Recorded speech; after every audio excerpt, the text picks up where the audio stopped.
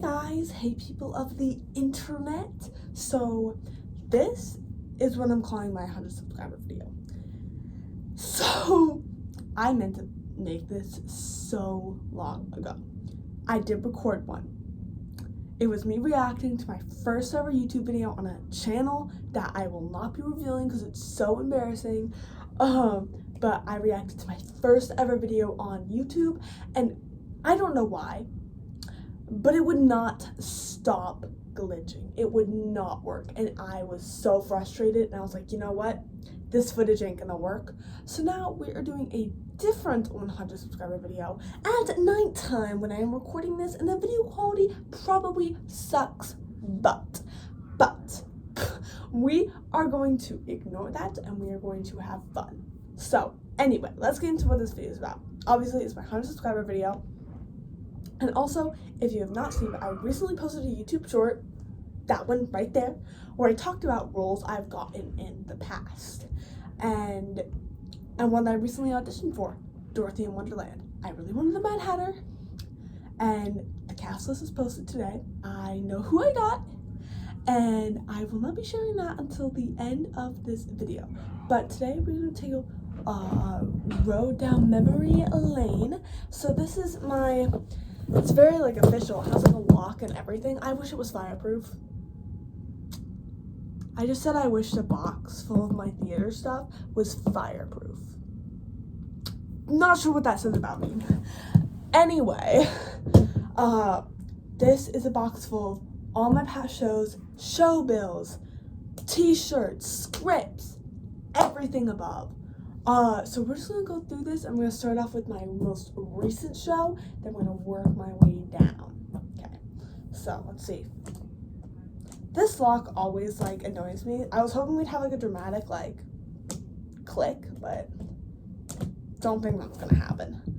So I think the last time I opened this box was probably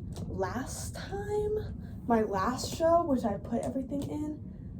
So I think that was probably I usually like to go through it every time I'm done with a show. And the last time I had a show, it was in February. So not too long ago, but still like coming up on a year. So yeah. I got it open. That took a hot minute, but let's see here. Let's do a satisfying, fun opening. Oh, you can't really see this inside. Oh, okay. Let's just get straight into this. So my most recent show, Beauty and the Beast, where I wanted Chip, but then honestly, I got Lady with a Baby. My baby prop was insane. Cue a photo. Yeah. Anyway, I was upset at first, but then my singing skills are not, they're like here. So I wasn't surprised, but I really did have a lot of fun. It was a lot of fun, but this was my script. It is so crusty, musty, dusty, but this is my script. It says Lady with a Baby up top, and then my name, blur my last name. Anyway, that is my script, and then we have my beautiful t-shirt. I'm not going to show the back because the back has names of the cast, but this was the beautiful Beauty and the Beast shirt. I never wear my shirts just because I like to keep them in pristine condition. We never got a playbill. I don't know why. They did not have a playbill for this show, or did they? I just don't have it. That may be it. But I thought maybe if I had a memory, I would share it. So this memory I still laugh at it today. I was backstage with my friend, and she had just come off stage. She was LeFou. If you're watching this, you know who you are.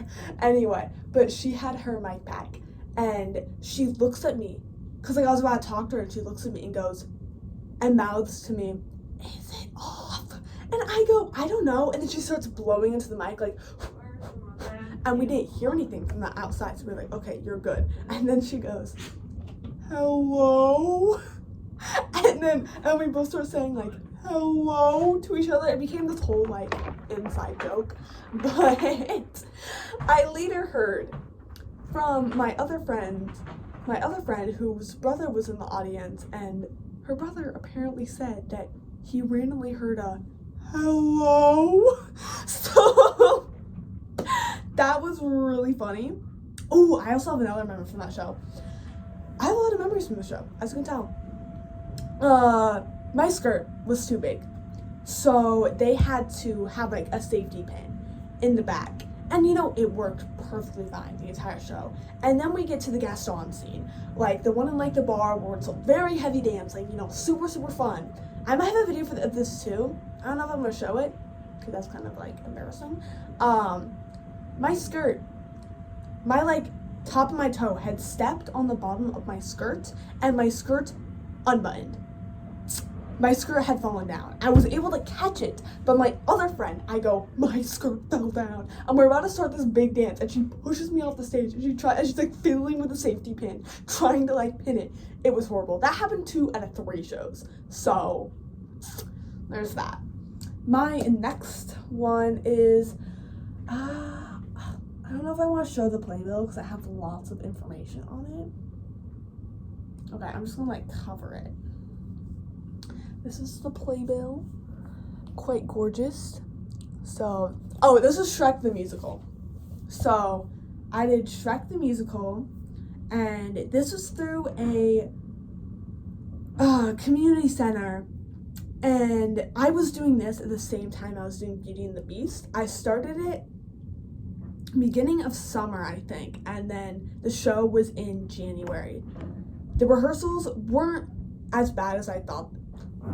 I didn't like the program.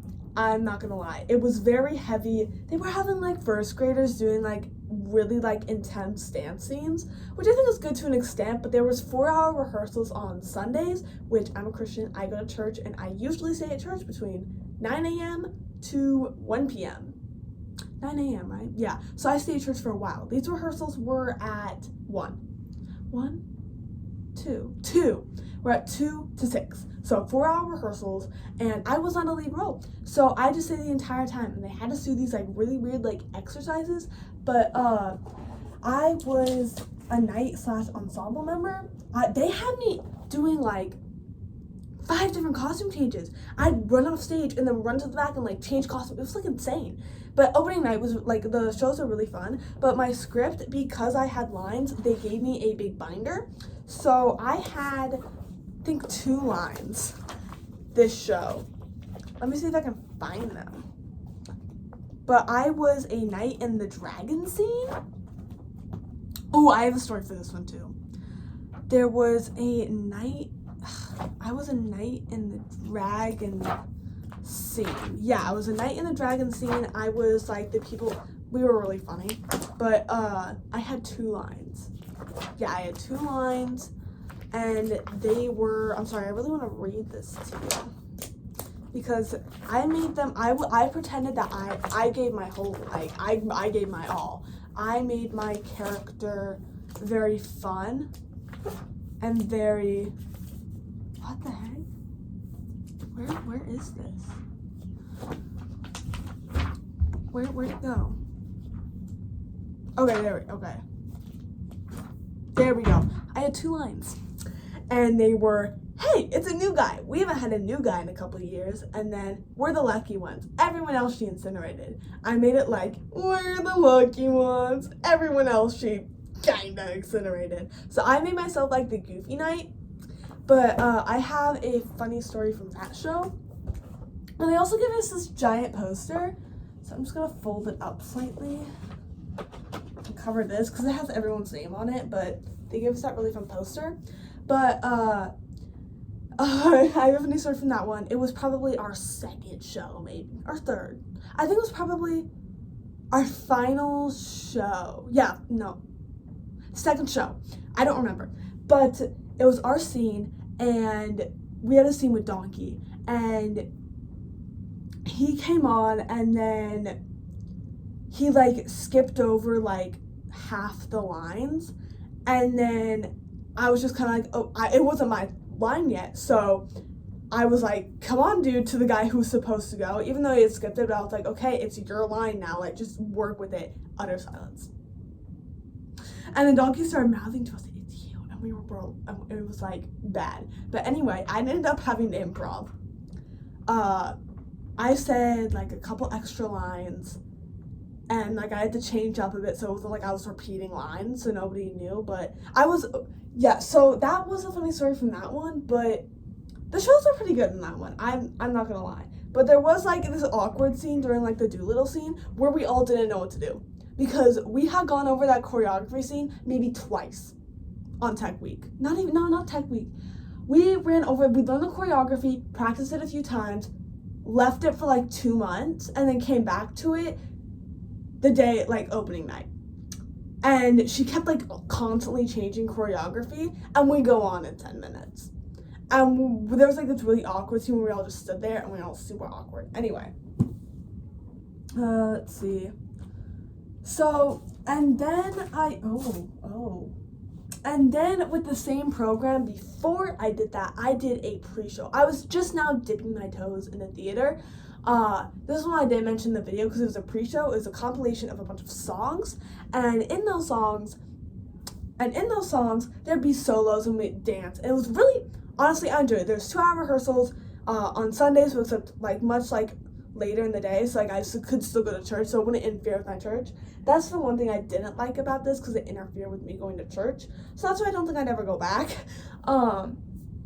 But we did, I think, 4 or 5 songs. I don't exactly remember, but we had these t-shirts that we all wore, and that was really cute. And I had like I'm not talented in singing, but yeah, I got a solo in I think every song but one. But they gave us these little folders with our names on it, and then we had like our sheet music in here. Let's see what solos I had. I haven't looked at this in a hot minute. Let's see. Why didn't I highlight? So it looks like I didn't highlight my lines. But we did Freak Flag, and I had Gingy solo in the very beginning, and then, yeah, we did a couple songs. We did You've Got a Friend in Me, Freak Flag, Jolly Holiday, and then we did Candle on the Water. Yeah, I think that was it. So anyway, I don't really have any stories from that show, just because we performed every opening night but one. So that was my second ever like show. Now we're getting into what my first ever show was. Dr. Doolittle Jr., where I was Sheila the Fox. I'm the one that Emma Fairfax brings into Dr. Doolittle to get like checked out. But this is our script. Super fun.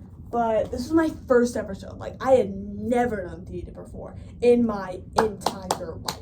So this is a big deal. I was happy that I like got it, you know, because there's really talented people there. But this was our t-shirts. I have a lot from the show. We have our t-shirts, and it was really, really wonderful. I don't remember much from that show, but I do remember it went pretty smoothly, I think. But then I even kept the rehearsal schedule.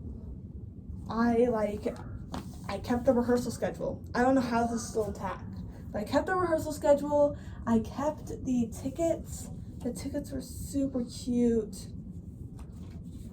I'm sorry, this says info on it, but it was super cute. But I have a lot. 1, 2, 3, 4 tickets. I still have those. And then oh my goodness, this is so sticky. It's so sticky. They gave us these little things that they'd hang up. My photo, this is 6th grade me, guys. 6th grade me. Yep, I was so little and so innocent. And then we have the playbill, which the playbills weren't as nice as my other ones. This is our playbill. It was paper, and the inside it just had like the cast. But guys, Dr. Doolittle was my first ever show. I don't have any stories from that, sadly. But it was honestly like really amazing. I really liked, my school has a lot of good programs with a lot of good energy, and I really like everyone there. So I'm gonna stick with my school theater for a while, and then I'll probably end up going to different theaters over the summer, especially after the show. So once I put everything away, we will reveal what I got in Dorothy in Wonderland. So quick, let's do a little synopsis of what Dorothy in Wonderland is. Dorothy in Wonderland is the story of Dorothy and like the Tin Man, the Scarecrow, the Lion, all got swept up into Wonderland, and they basically meet all the characters from Alice in Wonderland. And so basically they get swept up by the tornado. Instead of bringing them back to like their homes like Oz and then Kansas, they land in Wonderland, where they meet the Mad Hatter, the March Hare, the Queen of Hearts. And so Dorothy, the Tin Man, the Scarecrow, the Lion, they all get separated. And they each come across all these characters. And then Dorothy and Alice end up teaming up trying to defeat the Queen of Hearts. I'm pretty sure that's how it goes. So basically they team up, and then they have their crews. Like Alice has her crew, which is like the Mad Hatter, etc. And then Dorothy has her crew, etc. I wanted the Mad Hatter passionately bad, because I feel like I give that energy, but I feel like I give too much energy. I feel like I'm not whimsical enough. But the cast list came out today, and I'm sorry, I have a little story.